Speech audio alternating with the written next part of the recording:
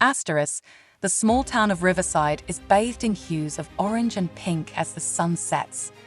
The streets are quiet, and the faint sound of crickets fills the air.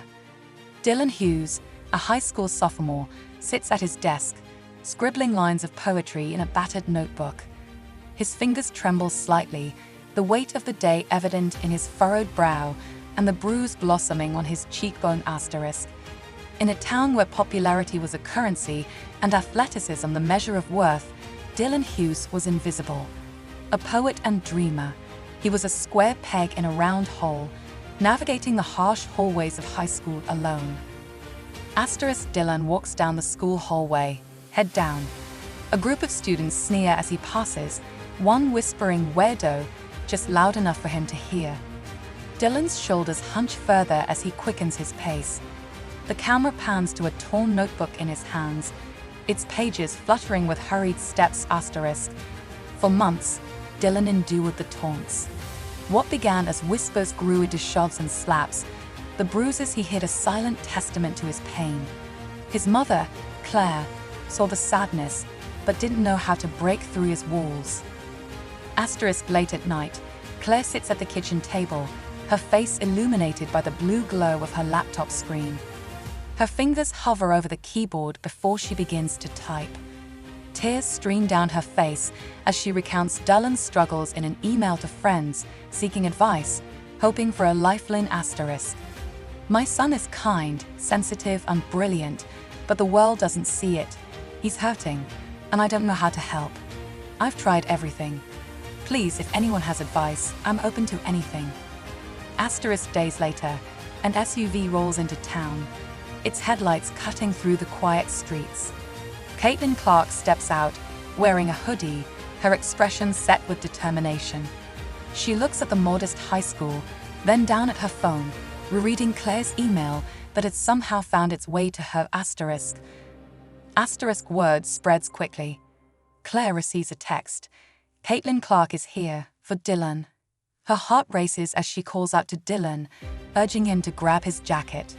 Confused but compliant, he follows her out the door. Asterisk. A small crowd gathers as Caitlin stands under the school's flickering streetlight. When Claire and Dylan arrive, Caitlin smiles warmly and walks toward them. Dylan freezes, disbelief washing over him. Dylan hesitates but nods. They sit on the school steps as Dylan cautiously shares his story. Caitlin listens intently, her face soft with understanding. As he speaks, a group of bullies watches from a distance, their guilt evident as Caitlin's gaze lands on them. You think words are harmless, but they can break someone. You think you're strong because you can hurt, but true strength comes from kindness. Imagine what this school could be if you chose compassion instead. In the days following Caitlin's visit, Riverside High begins to change. The principal launches an anti-bullying initiative, and teachers create safe spaces for students to express themselves. Dylan walks the hallways with his head a little higher, his notebook in hand. One day, he stands in front of the class, nervously reading a poem he'd written. The room is silent, his words resonating deeply. When he finishes, the class bursts into applause. Back in her SUV, Caitlin smiles as she reads a text from Claire. Thank you for giving my son hope. She types back. He had it all along. Just needed a reminder. As she drives off, her phone buzzes again. It's a photo of Dylan holding a trophy from a local poetry competition. Dylan Hughes found his voice, not because someone saved him, but because someone reminded him he was worth listening to. And in that reminder, a community learned the power of kindness and the courage it takes to stand for what's right. One sunny afternoon, Caitlin Clark and her teammate Lexi found themselves in desperate need of a break. The intensity of their training schedules and the pressures of professional basketball had begun to weigh heavily on them. They decided to take a spontaneous trip to Swig, a local drink shop known for its custom sodas and cheerful atmosphere. Dressed in hoodies and sunglasses, the two athletes managed to stay incognito, reveling in the rare freedom of being regular people.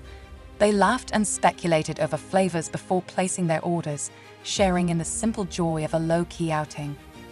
As they approached the window to pick up their drinks, the Swig owner recognized Caitlin.